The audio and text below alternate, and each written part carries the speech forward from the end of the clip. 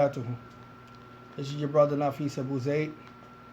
Assalamu alaikum rahmatullahi wa barakatuh. This is Isa Abu Isa. This is another episode of the night shift that me and Abu Zaid we came up with to combat cult characteristics, Hizbiyya partisanship, and also Hadadiyya extremism in Islam. Naam.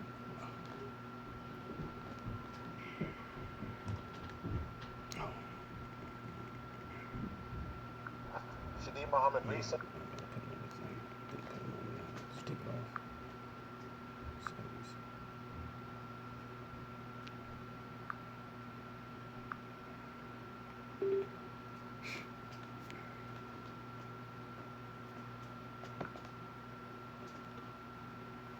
Naam, brothers and sisters, inshaAllah ta'ala.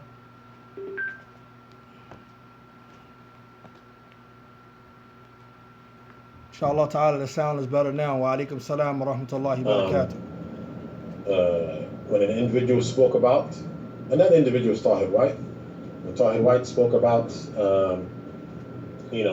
scholars and the fact that we need to acknowledge the scholarship of our own, and Tahir White wasn't talking about blacks, he was talking about Americans who've gone abroad to study, American students of knowledge gone abroad to study, and the likes. We need to acknowledge their scholarship and the likes of that.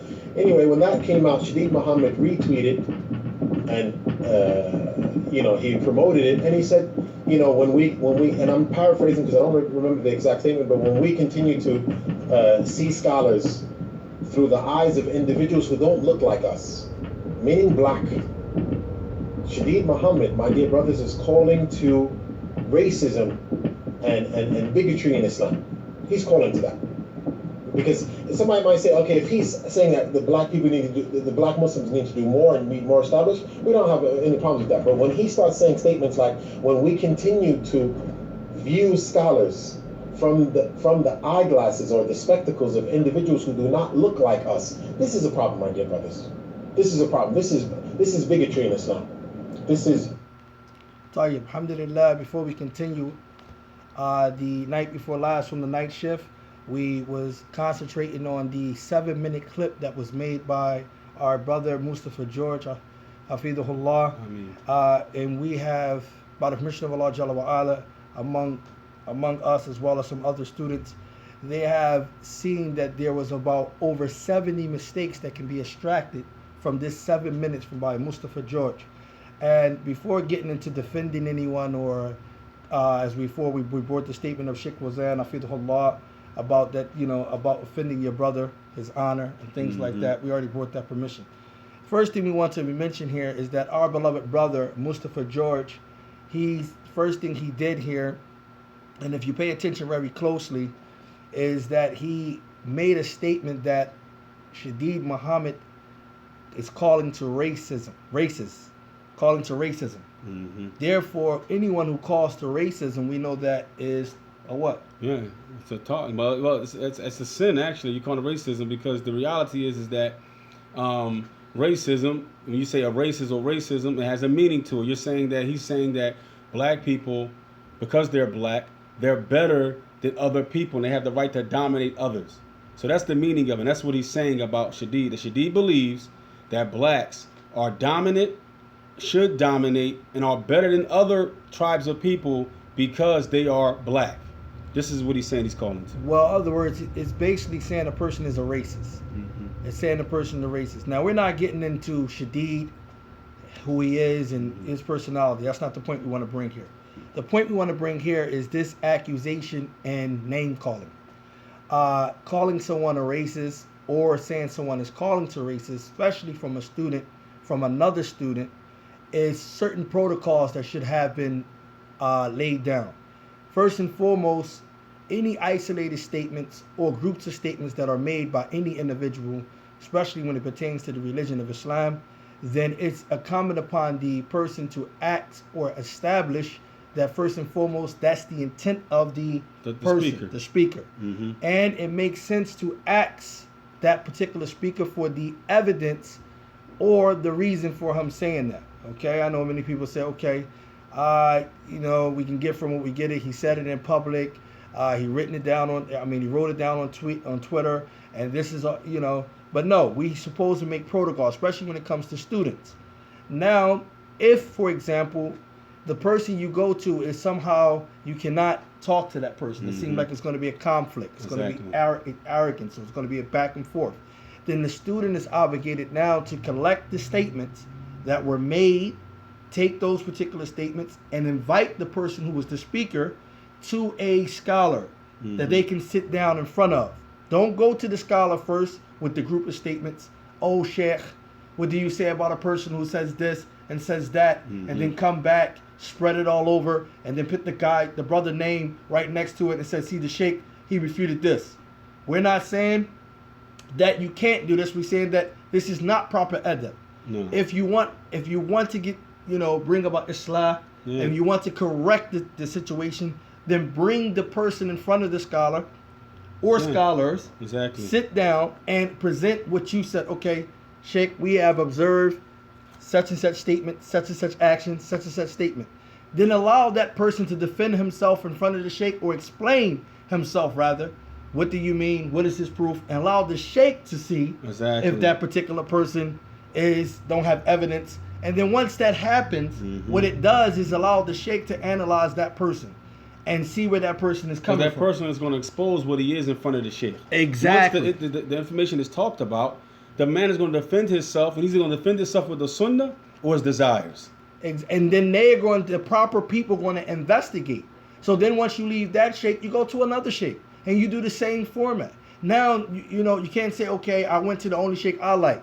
No, we went to about 3 scholars, and they all witnessed what they saw, and this is how the proper protocol is supposed to go.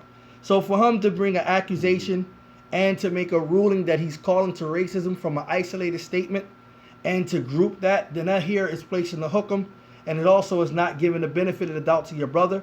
As it was mentioned by Abu Kalaba, one of the Salaf, he said that if you see something in your brother that you dislike, then he said, فَتَمِسُ لَهُ أُذْرًا. Then seek out for him an excuse. He said, seek out for him an excuse.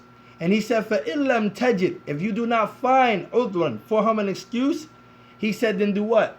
He said, then undur fi nafsik, look within yourself or think amongst yourself, لَعَلَّهُ, perhaps my brother, لِأَخِي, perhaps my brother have an excuse, and la a'lamuhu, and I do not know nothing about it. Exactly. So this is you understanding the proper adab dealing with a Muslim. So Mustafa George, this is an observation. First and foremost, you have not said either Shadid or Sheikh Tahir, which we're going to get to later, have left the fold of Islam, so they're still a Muslim. So you got to remember that. Obviously, if one of the sellers said if he's seen his brother saying from the top of a mountain, I'm Allah, I'm your Lord, he would have made an excuse for him. Naam. Tayyib.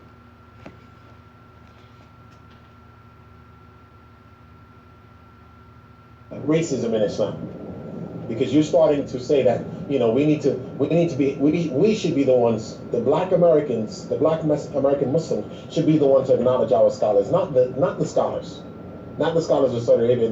This is racism in Islam. Okay, so Shadid Muhammad, and I'm sure Allah knows best that you brothers would not go to a lecture by Farrakhan.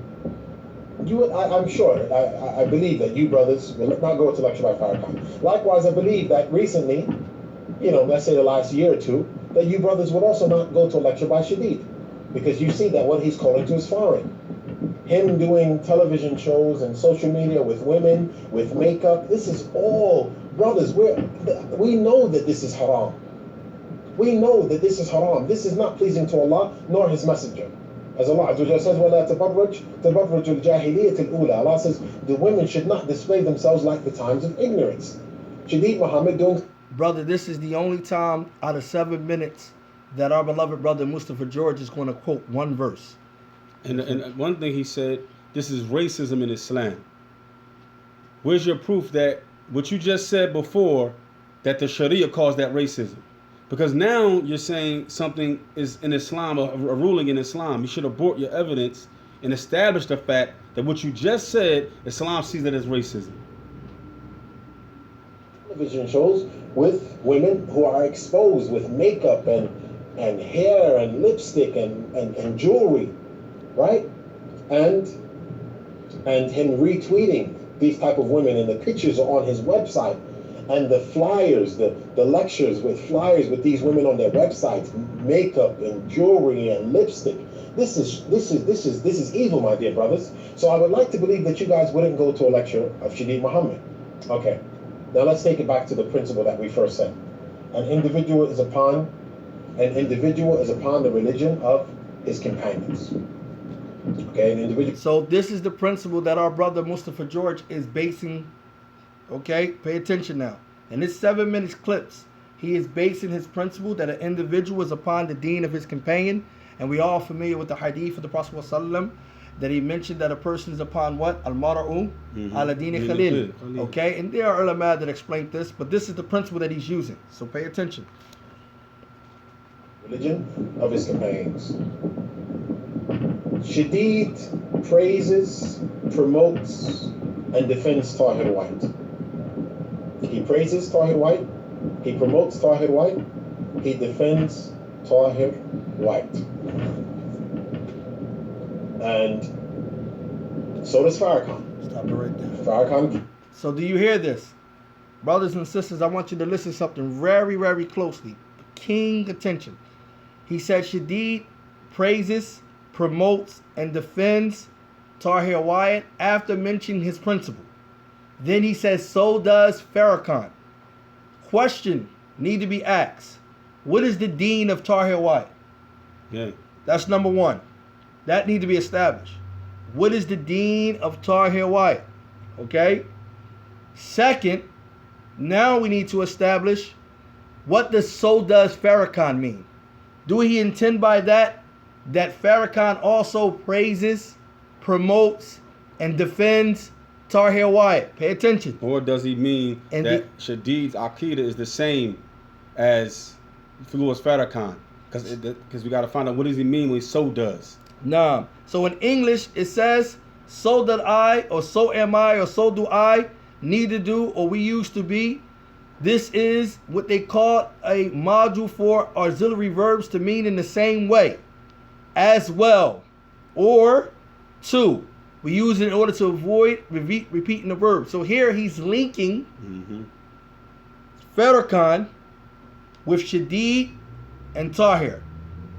So does I. He's linking them together, brother. Like I'll give you an example. If I say I go to the school, so does Ahmed. That means Ahmed. Oh, I catch the bus at this time. So does Ahmed.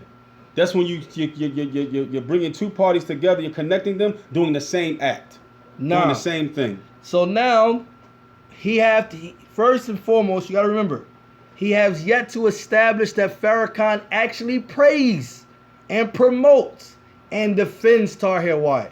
We need you, Mustafa George, now to bring that proof, because this is unknown. We don't know. No. Have Farrakhan himself praise, promote, and defend Tahir White. Where's we need to know that. We need the statement and when was it made? And when was it made? Okay, now that we have that understanding. Secondly, Brother Mustafa George, once you have now joined Farrakhan with Shadeed and Tahir White and Creed, okay? Yeah. This is a big, big mistake. We're going to show you something. Abu Khadija have tweeted, and I think the brother is going to bring up the tweet now.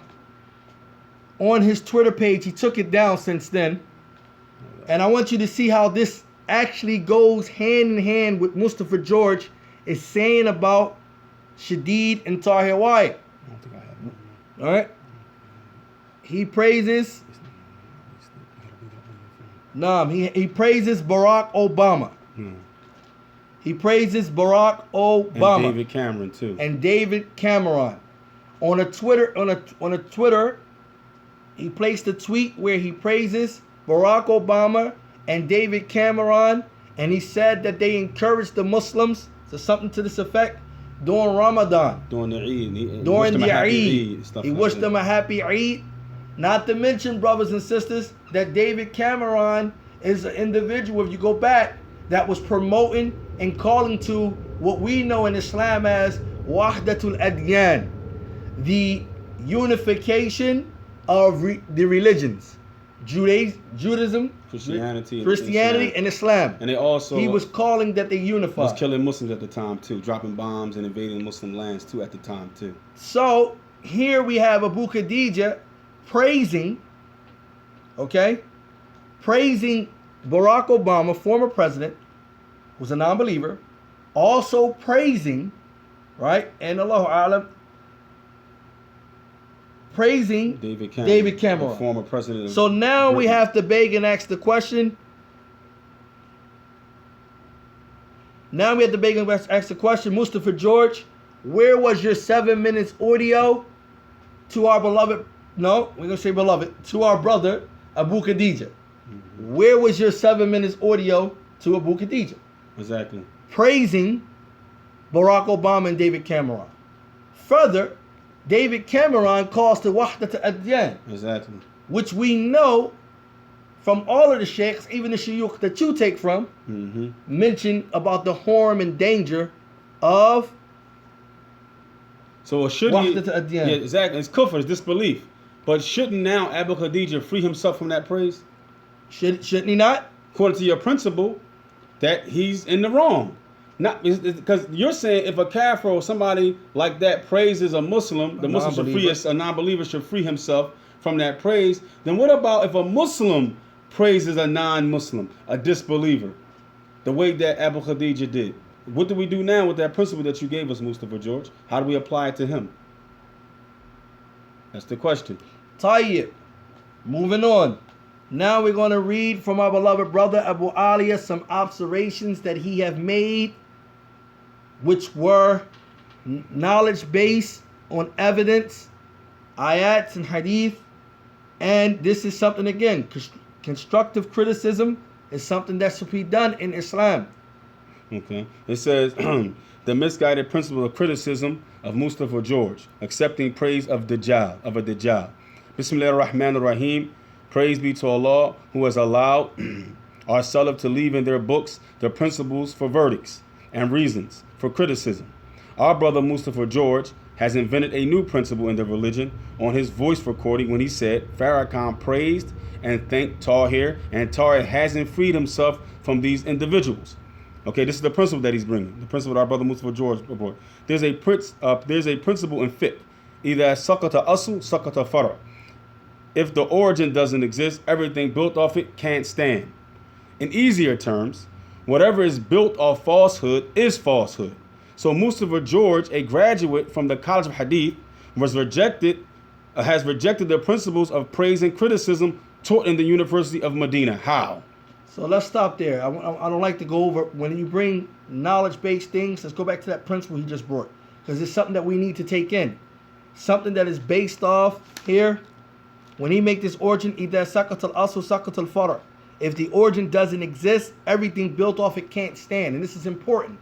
Because if the origin, the thing that you're trying to establish, if it's baseless in the first place, then everything that you derive or extracted from it, or based off it, or built upon it, is false. It's baseless. Just like you built a house without the cement at the bottom, without the cement. You know, they put cement down, they dig a hole, they put cement down to hold the house in place. That's not there. The wind's going to blow, that house going to turn right just like this. So a weak foundation, or say the table only has 3 legs, it's going to lean over. Just like this principle. If you're not establishing it upon the truth, how can you now put rulings in the religion of truth?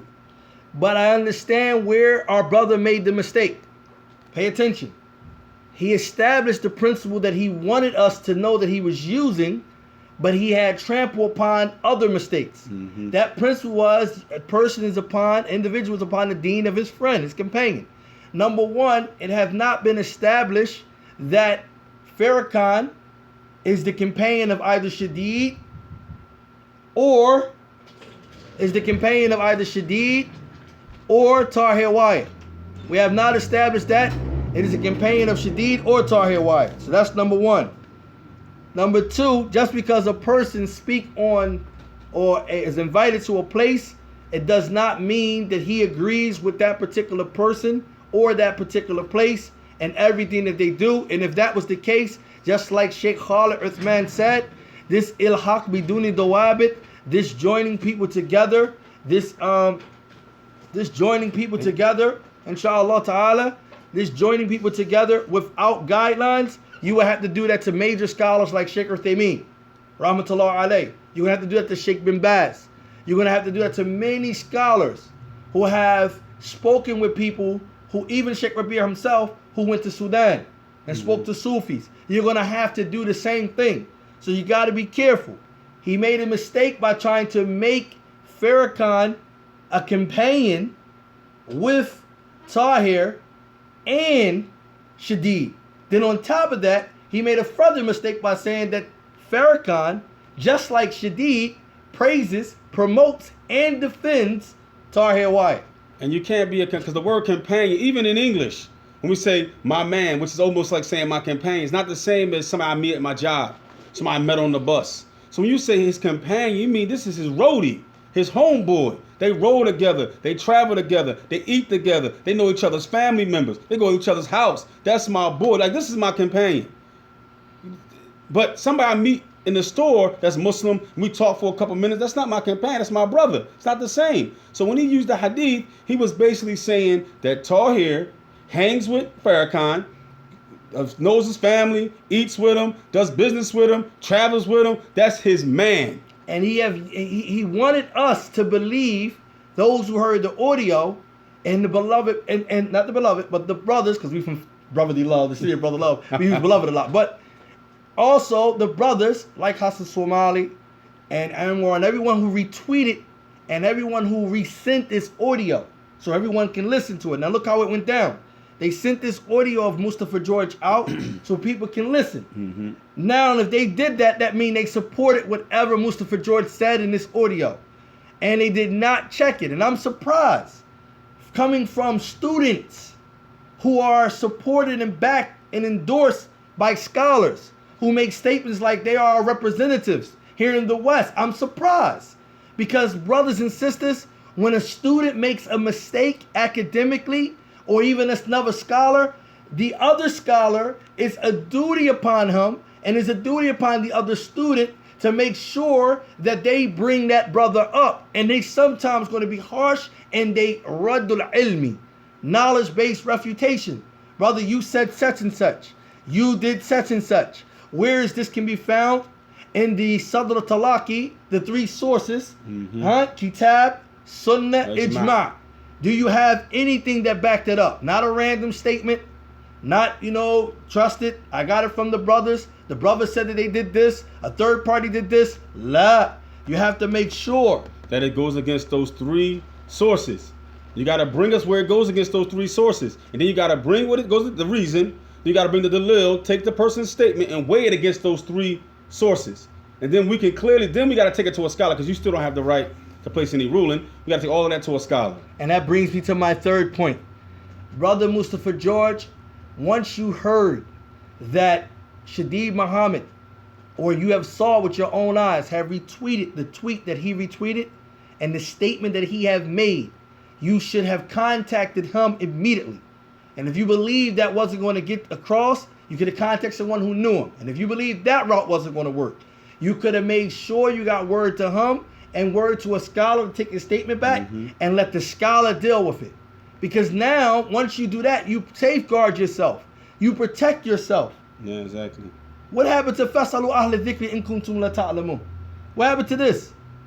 Because obviously, not being funny, obviously, not being funny, obviously you don't know the principles. Or you either just left them off out of some type of propaganda tool, or I don't know what your intent was, but I can't look in your chest, but obviously you didn't take the necessary precautions and protocol dealing with this situation.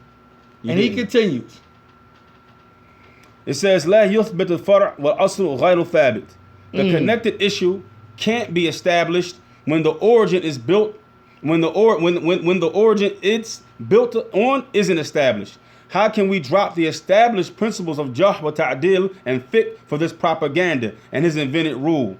It says, نحدد أصل لكي نثبت الفرع ونصل الحكم. He says, we invented the origin in order to establish the subsidy, the branch issue, and connect all the verdicts together. In other words, connect the crooked lines to the dots. Here, brothers and sisters, is a little bit lofty right here. This is So some we're gonna break it principles down here. in street terminology. Okay, so we're going to try to make it real simple for you, okay? These principles here is something that our beloved brothers, and being though Mustafa George had actually, and may Allah Jalla wa'ala reward him, have actually went to the Kulliyat Hadith, the Hadith college. So he have came across, or should have came across, these following principles. Okay, and they are very pertinent and very important to understand. First and foremost, he did not لا يثبت فرعي والأصل غير ثابت. Okay, because the connected issue can't be established when the origin is built or it's built on isn't established. So in other words, to go back to the first principle we mentioned, you have to make sure whatever you're building, even your refutation, anything that you're building, your principle, you have to make sure that was solid. It was thabit before you can branch off. Before you can connect the dots, you needed to make sure that was thabit. What should Mustafa George, brothers and sisters, have done? He should have made sure that his information was correct. Does Farrakhan praises and promotes and defends Tahir Wyatt? Does Farrakhan, or is Farrakhan a companion to either Shadid and Tahir Wyatt? Or is Tahir Wyatt and Shadid companions and friends with Farrakhan? Or if the praise and the Farrakhan praising and defending him, is that an issue in the religion anyway? Exactly. So he had to make the sabut. He should have been thabit. This was thabit. 70 mistakes, brothers and sisters, in 7 minutes. And this is written by our brother Abu Ali, the White Battle. Okay? He said, we invent the origin in order to establish the subsidiary issue and connect all the verdicts together. Okay? We're going to bring another one, which we should have brought here, that he mentions that Farrakhan's share and promotes or praise of Farrakhan, meaning he's talking about that Tahir, that Farrakhan actually praise and promotes Tahir. Tahir needs to free himself from that praise. That's what he mentioned. Stop right here. What are the conditions to accept a praise or criticism of a critic according to the Salafi? Pay attention. This is some beautiful points. Number one, in order to accept a jah or a ta'dil. Now we're talking about jah or ta'dil. Okay? Now we're going back into the books of the Salaf to understand this issue. By the way, the White Battle does have a PhD in Hadith. So he actually went to, finish Kulliyat Hadith as well. Probably not in the University of Medina actually, but he studied over there in Qatar, inshallah. He says, number one is knowledge. Number two is taqwa. Number three is piety. Number four is honesty. Number five is integrity. And number six is non-bias. Number seven is awareness of the reasons of praise and criticism. This is dirasat al-jarh wa ta'dil. This is in the studies of jarh wa ta'dil. Does Louis Farrakhan fit this category? These principles are known among the students of hadith. So why does Mustafa accept this tazkiyah then? That's very important, because if you look at the principles of accepting a jarh or a praise or criticism, Louis Farrakhan fits none of them. He doesn't have taqwa because he's not Muslim. Doesn't have piety because he's not Muslim. So we can't even accept his criticism or praise. So why is Mustafa George accepting it and using it against his brothers when the principles of jarh wa ta'dil, Farrakhan's praise or criticism can't even be accepted in Islam? So it's not an issue. Brothers and sisters, we have to now hold our brothers, inshallah ta'ala, to account. We cannot accept anything, no matter if they be a scholar, no matter if they be a student, no matter anything. If it's about Allah and His religion, we have the right, as Sheikh Bakr Abu Zayd mentioned in his book, Talib al-Ilm, and many of the ulama before him, and many of the ulama after him, mentioned that you have the right to ask for evidence. Evidence is not Sheikh so-and-so said. Evidence is not we agree amongst ourselves, amongst the students. Evidence is not Fulan and Alan said. Evidence is not this is how I perceive it. Evidence is called Allah Qala Rasulullah. Qala Allah. Allah said. The Messenger of Allah sallallahu said. And the companions with Allah ta'ala, they all made a unanimous agreement upon this. This is considered evidence, as Sheikh Salih Fawzan have mentioned. Hafidhullah ta'ala. Now let's go to another thing, which is the fourth mistake that our brother Mustafa Jordan has made in 7 minutes. He said, the first to speak about the conditions of men, pay attention. The first to speak about the conditions of men, the situation and the hal of men, not the books of Jarh Ta'dil, not the people of Hadith. The first to speak about the conditions of men is the Quran, Allah Himself, is the Sunnah, the Prophet Sallallahu Alaihi Wasallam Himself, and then it's the Sahabas, the Ridwanullah Ta'ala Alayhim. There are many verses in the Quran that praises the companions and dispraises the hypocrites.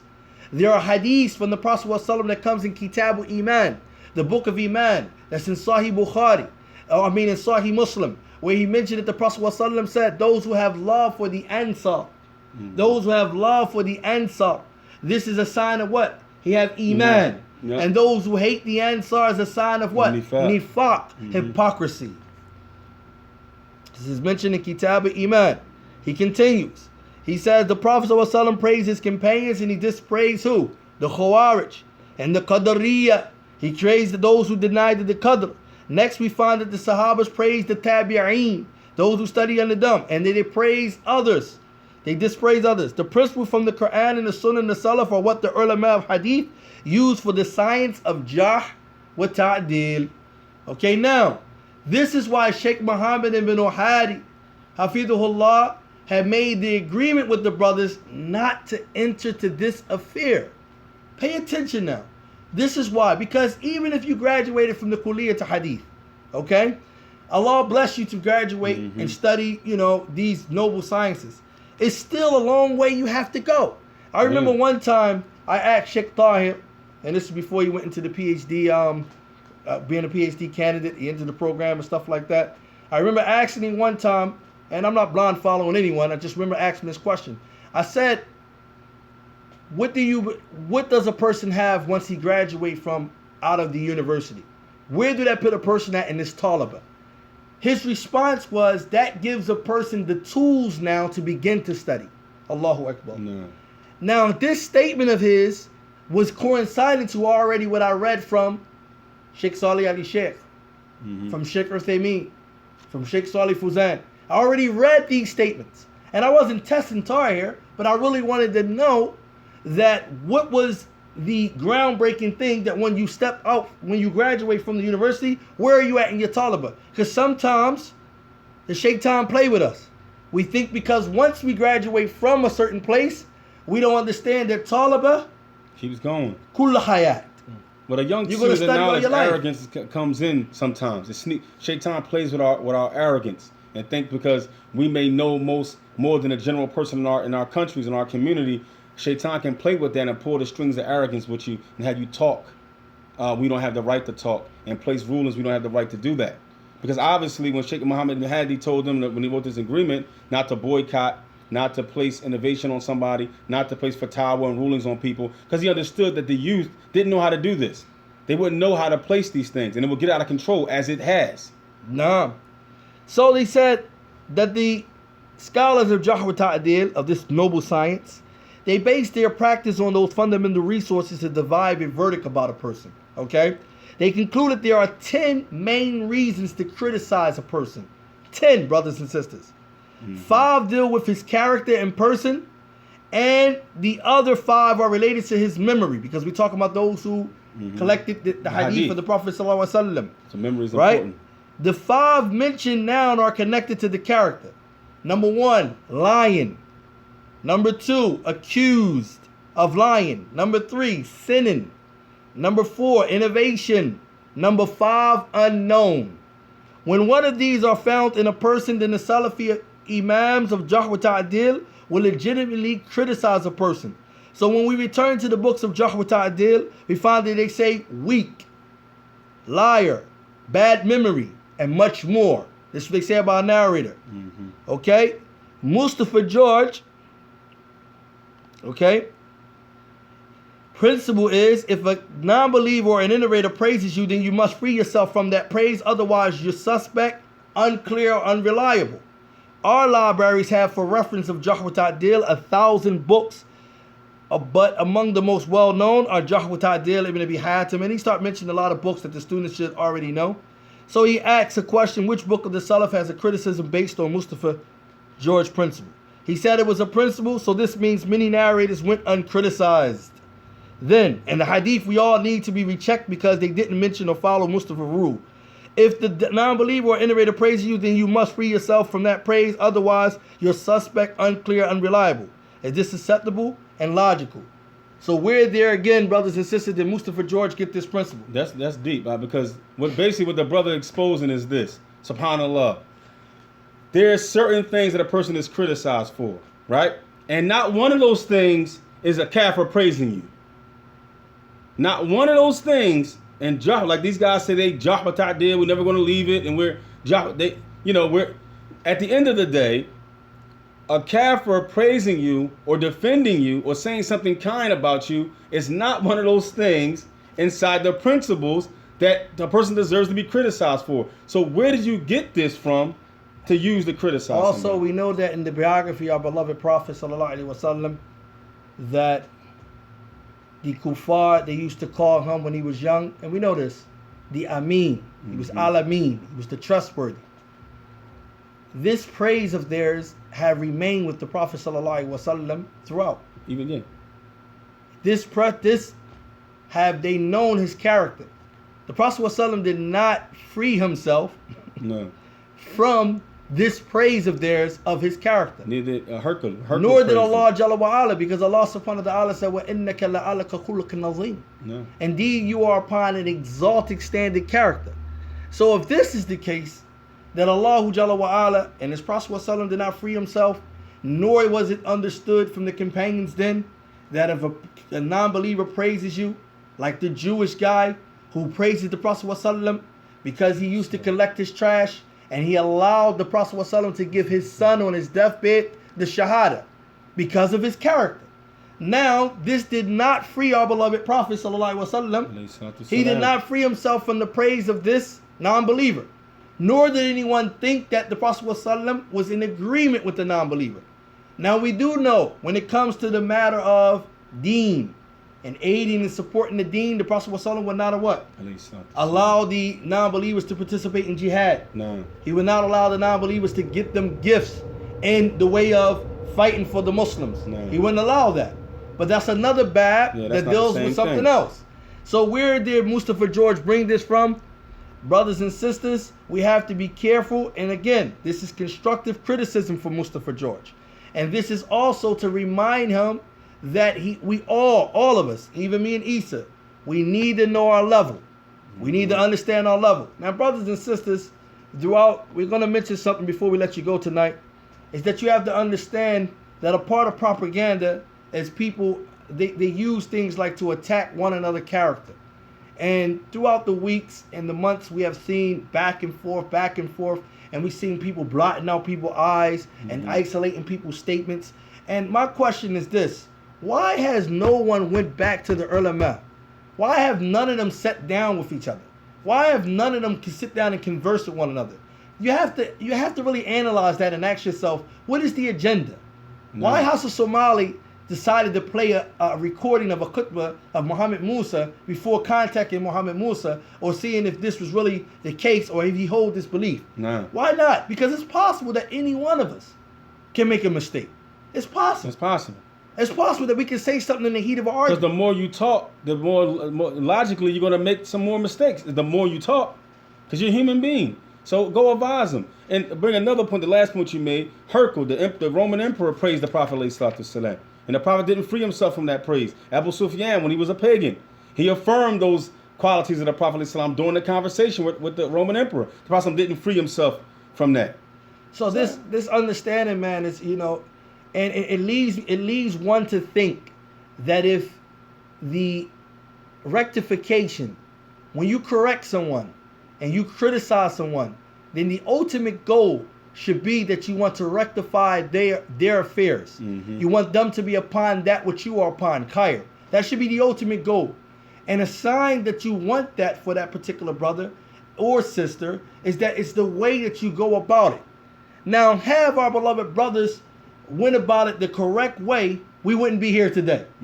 Have they said, listen, I'm not going to come back and write a bunch of refutations.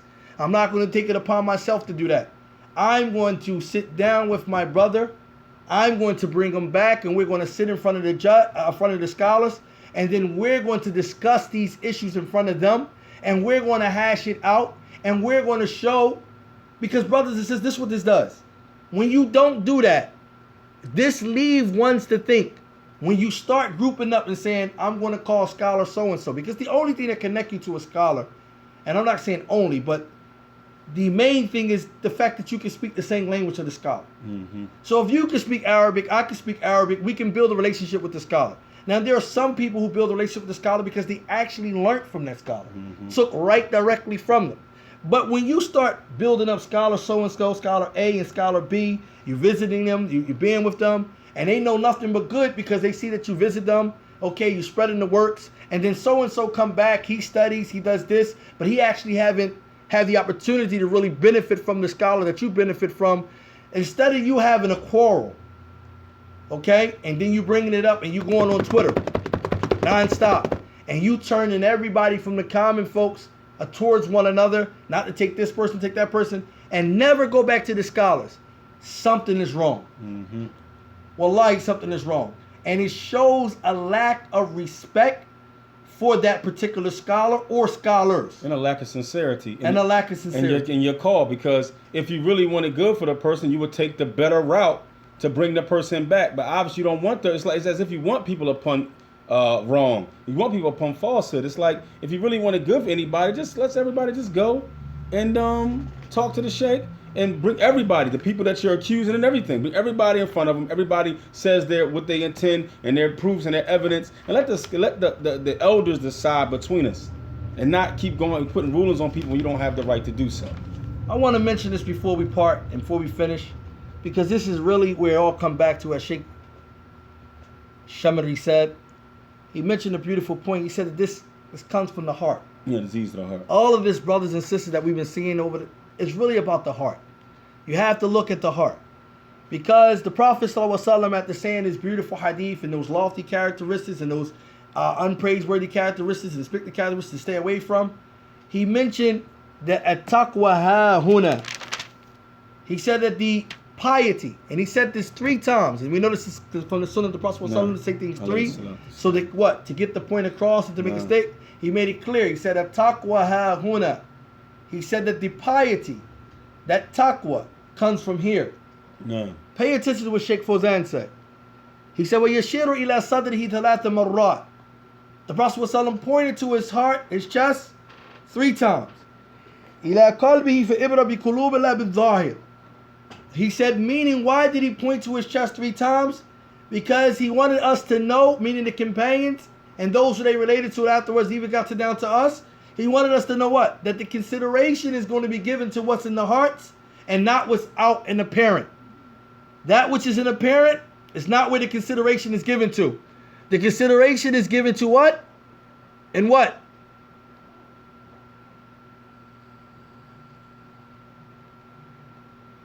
They are what? They are not given to what's out and apparent.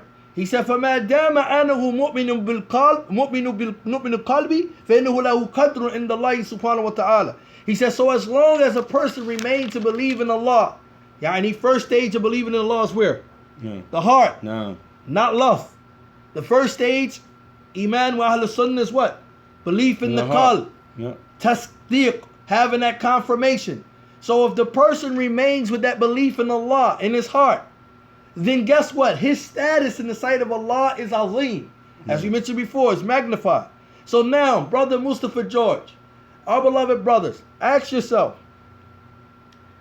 if the asl, the origin of these brothers that you are talking about, which from their works, which from their character, and which from that which they have displayed, their origin is kitab, sunnah, and ijma'. And ijma'. If that's their origin, then we have to give them the benefit of the doubt. Exactly. We have to now go back to this. Because with Allah Jalla wa Ala, look at this. With Allah Jalla wa Ala the Azim, he said, وَقَدْ قَالَ صلى الله عليه وسلم إِنَّ اللَّهَ لَا يَنْظُرُ إِلَىٰ صُورِكُمْ وَأَمْوَالِكُم. He said, the Prophet ﷺ said, indeed Allah does not look at your appearance, your physical, nor does he look at your wealth. وَإِنَّمَا يَنْظُرُ إِلَىٰ قُلُوبِكُمْ وَأَعْمَالِكُم. Allah Jalla wa Ala only looks at your what? Your heart and your actions. Your heart and your actions. And it's funny how you mention the heart and the actions, because what's in the heart comes out in the limbs. This statement, Iman is it's in my heart. No, it would come out of your actions if it really was in your heart. So we see the way people may act, these agendas or these sinister type of statements or the moves that the brothers are making. You know, you can almost see what's in the heart because it comes out in the way you react to things. The what's in your heart comes out in the way you react. So when you do sinister stuff, when you go out and twist words and you go out and take clips and then show that clip and say this is what the person said, and you never go to try to advise them, you never try to pour their coat on it, you never go sit with a scholar about it, that shows me exactly what you intend. That's what it shows me.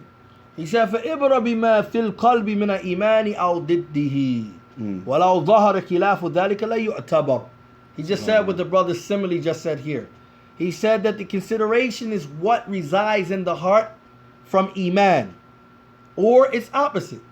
And he said, وَلَوْ ظَهَرَ خِلَافُ ذَلِكَ لَا يُعْتَبَرُ. And if that which was apparent is in opposition to that which of the Iman, then it is not given any consideration to it. He said, وَلَيْسَ مَعْنَ مَا يَظَنُّهُ بَعْدَ النَّاسِ أَنَّهُ يَفْعَلُ مَا يَشَاءُ مِنَ الْجَرَائِمِ وَالْمَعَاصِي وَيَقُولُ التَّقْوَى بِالْقَلْبِ. لَا. He's saying what the brother's saying here. And he said it is not like, it doesn't mean like some of the people, they believe that you do whatever you like from crimes, sins, transgressions, disobedience, and then you say, well, Iman is in my heart. Taqwa is in my heart. He said, no, that doesn't mean that. Why is I'm quoting this? Brothers and sisters, I'm quoting this because we got to remember now, both Tahir Wyatt, whether you like him or not, both Shadid Muhammad, whether you like him or not, Mustafa George, anyone else, or ourselves, we agree with them or not, they are Muslim. That's number one. They are Muslim and have yet to be established from any scholars that they know, that they respect, that they have placed the ruling that any one of these brothers are mubtadi' mutlaqin. Okay? Are they a mubtadi' mutlaqin? Do they have mistakes? Possible, yes. Every human being has mistakes. Yeah. Do they do things that you know is very questionable? Possible, yes. Everybody does. It could be. But it's a proper way that should be handled, especially when we're talking to students. It should not be handled on Twitter, just like you accuse us that this should not be handled on YouTube or Facebook Live. It should be handled again, what? Once you brought it to the forefront, it should be handled another way. That's what you say. No. Look what the Sheikh said.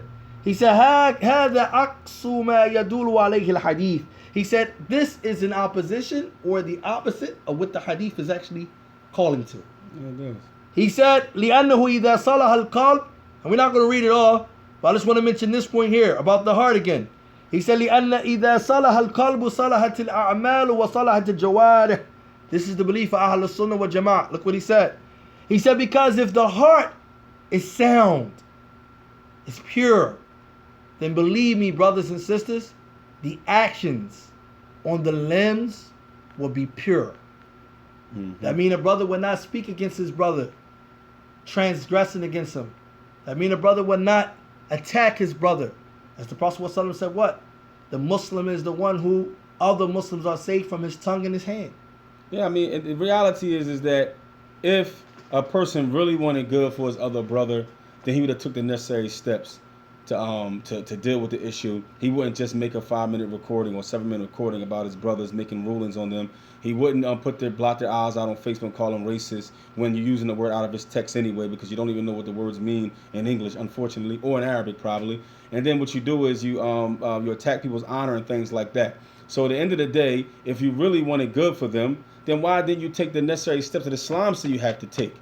Because you look at the books, what Islam says how to deal with Ahlul Sunnah, Rifq can be Ahlul Sunnah. If you read Muqsan al-Abad's book, if you look at that book and study that and read it, what's the steps that you take? Because really, if you another Muslim, you love him.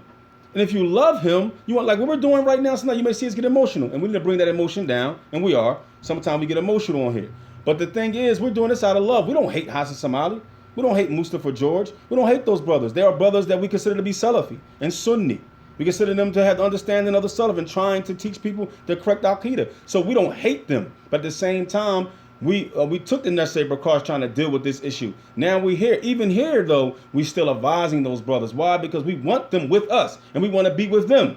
We don't want total, with everybody's at war with one another. Who wants that? So all we want is people to correct their affairs, everybody, all of us together, and let's give dawah to Allah as a unified front.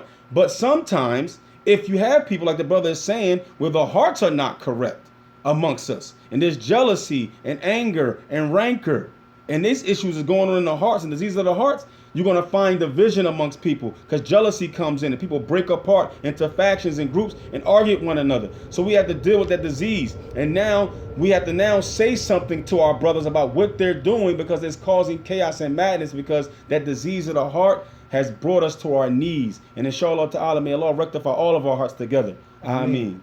The Shaykh continues. Pay attention to this, because these are basic precepts that all of us seem to forget. We know we adorn on the clothes, we adorn on the garments, and we go about our daily lives. We're Muslim, we're Salafi, we have this masjid, we have this lecture, we can quote this student name, we can quote this scholar name. But when it comes to the basic hadiths like this, it seems like none of that can be displayed in our character. SubhanAllah. All of that goes out the door. This hadith is not for the scholar. This hadith is not just for the student of knowledge. This hadith is not just for the lay people.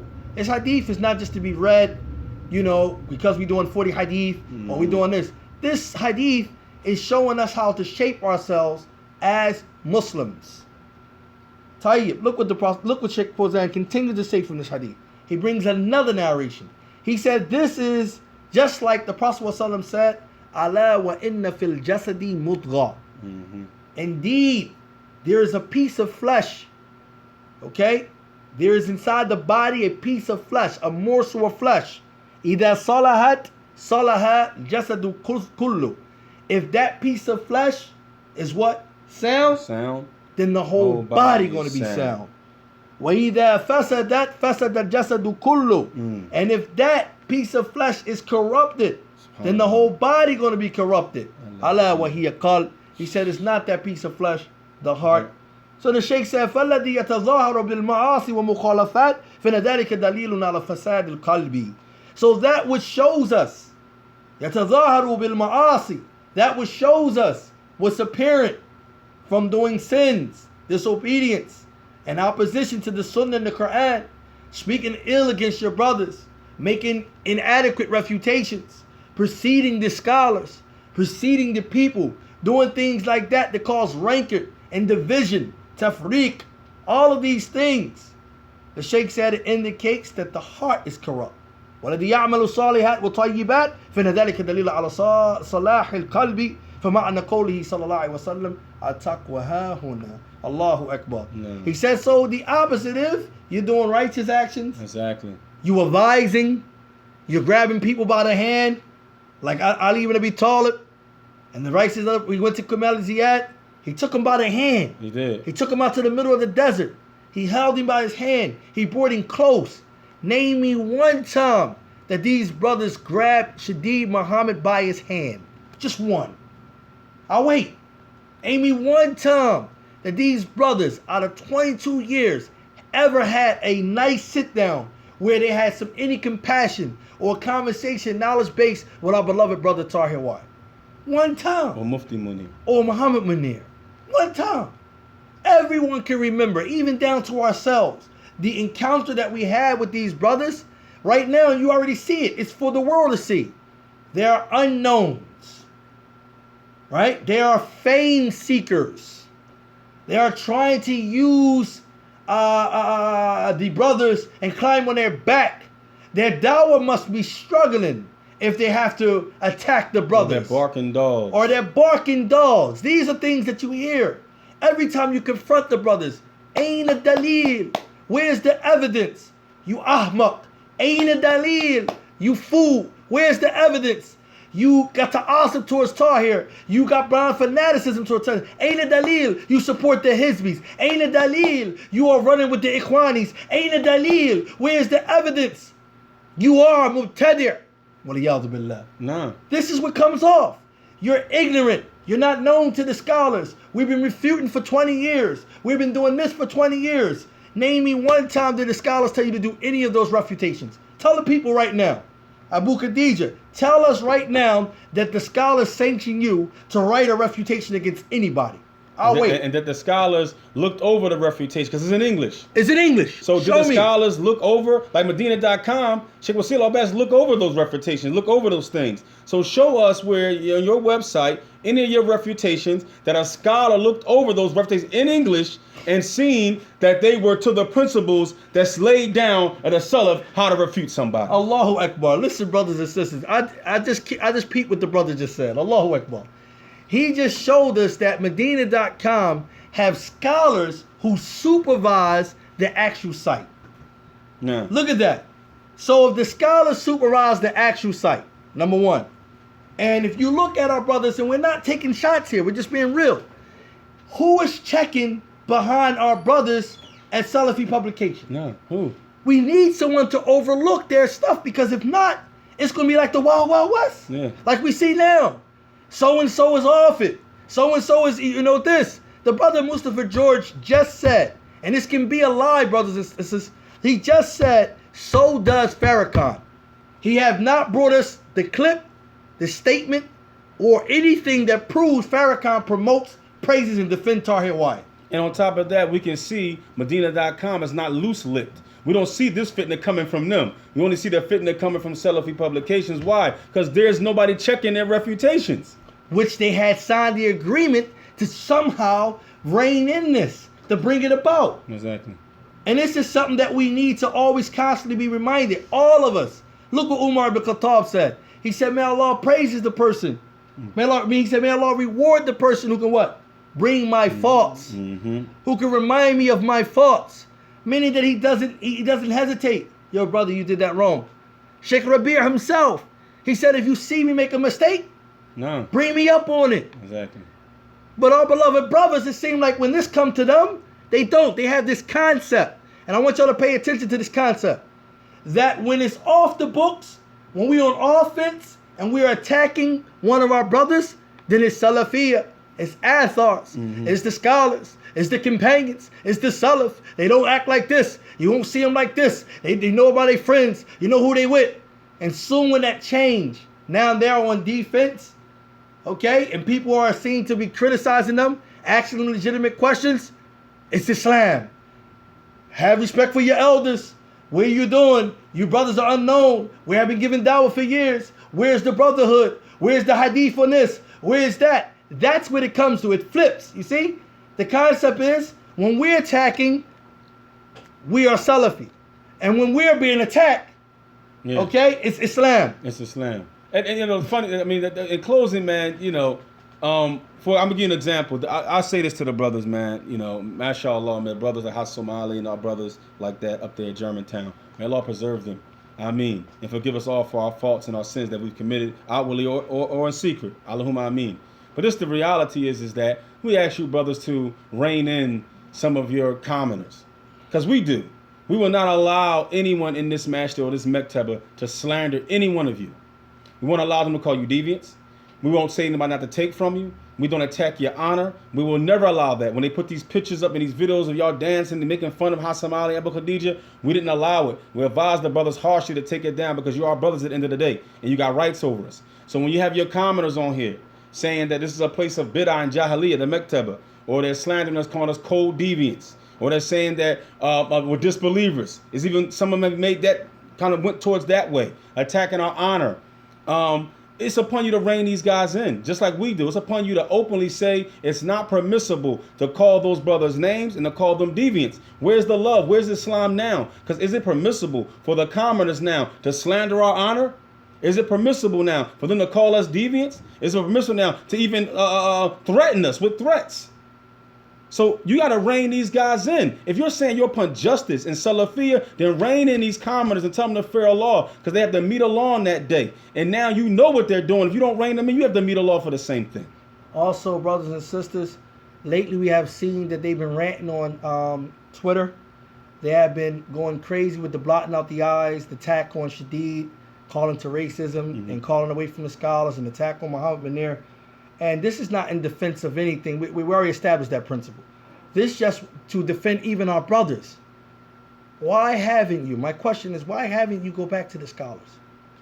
Which person, just name me one scholar who have blotted out the eyes and does tactics like this. Name me one scholar who have resorted to, when they want to refute somebody, they madly ran to Twitter and started retweeting it amongst each others and calling each other names. Just name me one scholar. Just bring us one scholar that this is what they do when they refute. Secondly, bring us one scholar that you went back to and actually brought these statements to, and that you actually said, okay, in our humble opinion, we believe that this is alluding to this. Is we correct in this? And if we can get the brothers here, an audience with them, can we talk to them and see, okay, here we're trying to present something to the people. We believe that this might be questionable. Name me where is this happening at? I don't see the rectification. I'm lost here. Why aren't the people working towards Islah? The deen is about rectifying.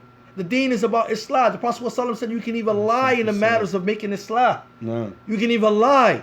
And if this is something serious, this hadith here, the Prophet ﷺ said, a Muslim, akul Muslim. The Muslim is a brother of another Muslim. Muslim haram. It's just no way in the world. Look at Sheikh Uthaymeen. They're asking about Sheikh Jibreen. They asked him, can we say Rahim Allah after his name? This is on YouTube. He said he's a scholar. He's still Muslim. How you leave that off? You have to remove this away, because what you're breeding now, you're breeding a group of people who sit in classes and really not really taking no notes. You have maybe a little few that's taking notes and benefiting, but they sit in classes just because they say it's the place to be. Okay, I'm there, I'm in the class, I do this, I do that. And once they do this, you go back and question them and do an exam on the book that you went over. They can't even bring it. So then it translates to this. This shows you our level. Our aqua's going away. Hassan Somali said. Abu Khadija said. That's what it translates to. They don't remember the book you was reading, if they hardly remember it. They don't remember the ayat that you brought. No. They don't remember the hadith that you brought. They don't. They don't remember the quote that you brought. What companion reported it. They don't even understand why it was brought as a proof here. No. And then they all translate again back to saying he's a deviant. Because you got an issue with Muhammad Munir and these brothers, everybody translate that from people who follow you and you brothers that they are deviants. And you're going to be questioned in front of Allah for that. Just like if what we teach and people get it from it the wrong way, as Ali ibn Abi Talib said, he said, speak to a people in a language that they can understand. He said, because if the deen was simple, he said, do you want them to deny Allah and His messenger? And if the deen was simple, you would see a person do what? If it was based on common sense, a person will wipe under the cuffs when he makes wudu. When he is doing mess, he will wipe under the cuffs. So he said, do you want them to deny Allah and His messenger? How can they deny Allah and His messenger? Being ignorant. Not only being ignorant, by you conveying something to them over their head, not in a way that they can understand, and you explain it to them differently. You brothers, and so is us, we are not scholars. Nope. We don't need to speak for their behalf. Let's stick to their words. Let's emulate them, whether they're the Qudama or whether they are the contemporary scholars, whether they are the old scholars. Let's have respect for knowledge. Exactly. Let's have respect for our fellow Muslims. Just stick to the explanation of the scholars of the books and read the explanations and just keep it pushing. And at the end of the day, like I said, man, every Muslim is haram on every Muslim. His blood, his wealth, and his honor.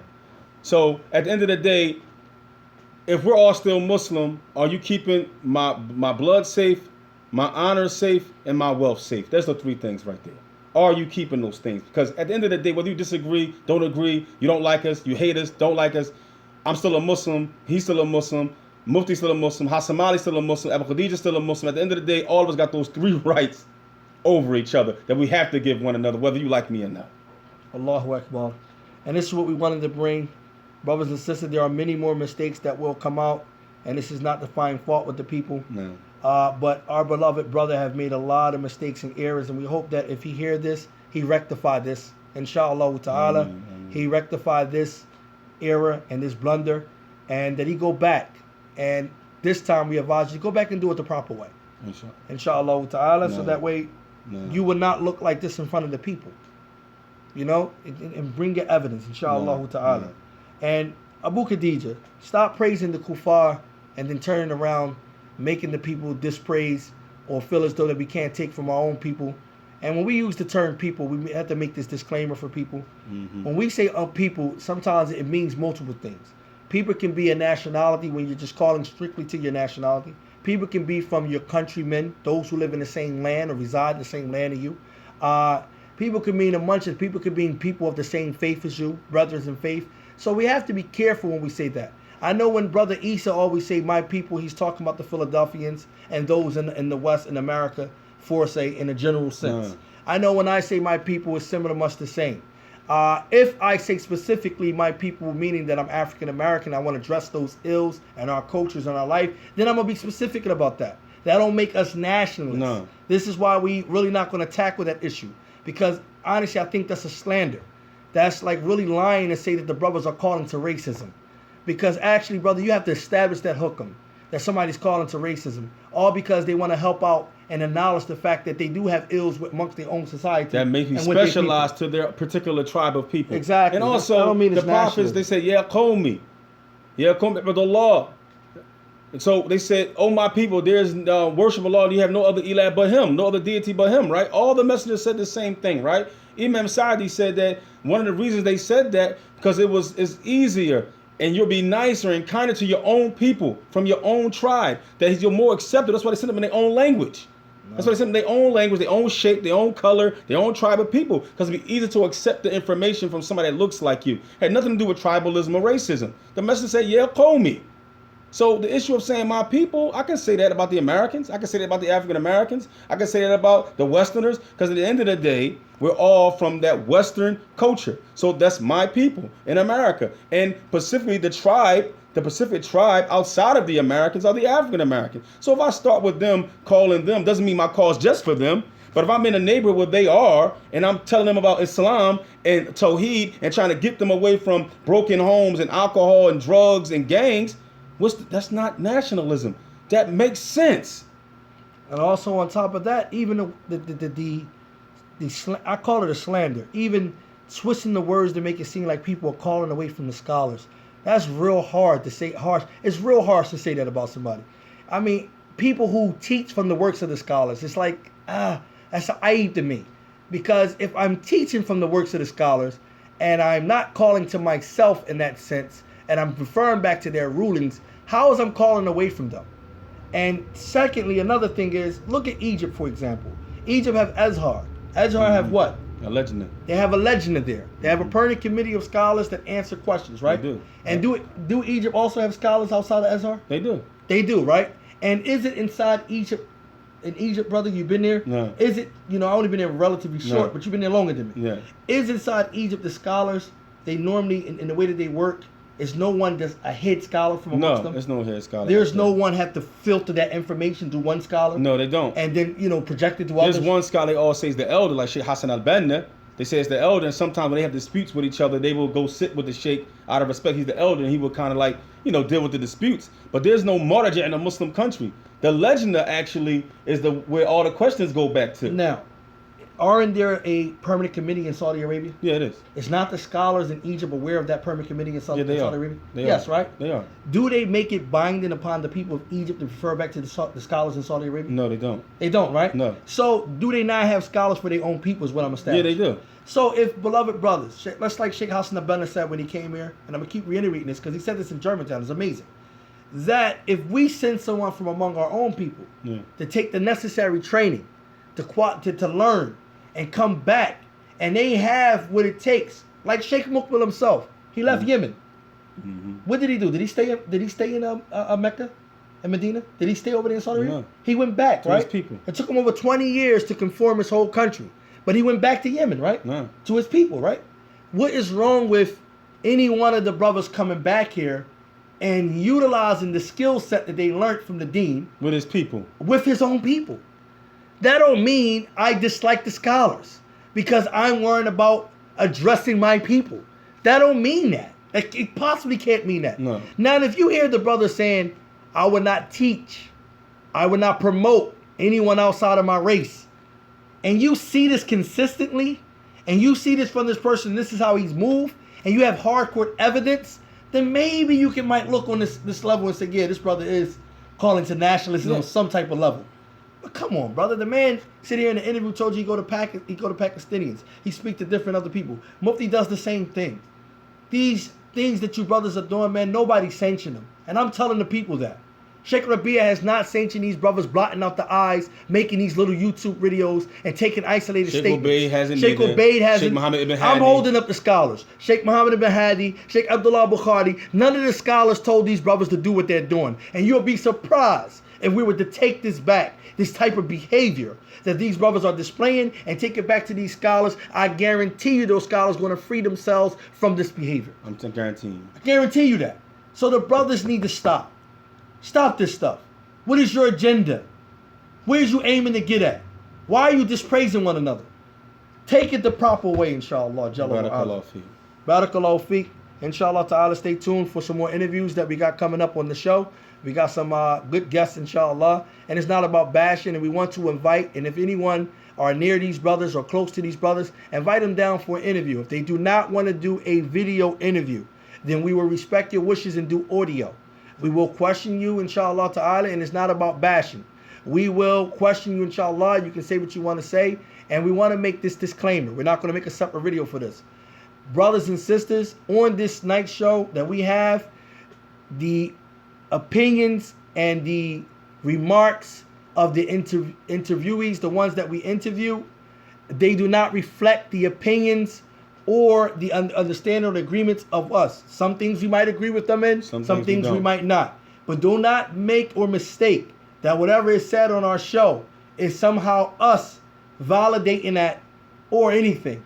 And do not make the mistake that we are here to just bash the brothers. And it's interesting enough, everybody watched the 2-hour video of Shadeed Muhammad, and they had everything criticized to say, but none of them ever paid attention to what he said at the end. He said, brothers, don't be biased. Invite the other brothers. Allahu Akbar. That's what he said. That's what he said. And we already did. So if the brothers want to come down, we can get an audio set up. Hassan Somali or Abu Khadija or Hassan Malik or Anwar Wright or Jamil Finch, and you can talk. We'll ask you about your academics. We'll ask you questions about your family life and what's going on with you, and then we can get into you defending yourselves against what you think may have been an attack on your person, or somebody saying a story that you didn't think the story went that way. You're more than welcome to come here, and nobody's going to argue with you. But know this for sure: when you do come, we're going to ask you for your dalil for placing a person upon innovation. And if you say you have not placed them upon innovation, then why do you allow your followers to say that they're ikhwani? And why do you keep retweeting that these people are this? You have to establish that dalil. We don't want to hear Sheikh Rabia said, Sheikh Ubaid said. That's not dalil to us. We need to know the Sheikh evidence, and we need to know if the Sheikh know the whole situation thoroughly. No. Not what you guys brought to them, not what anyone else brought to them. We want to know the whole truth. Jazakallah khair. Subhanakallah wa bihamdi. Ashhadu an la ilaha illa anta astaghfiruka wa atubu ilayk. Welcome to the good night, brothers on the good night show. Good night on the night shift.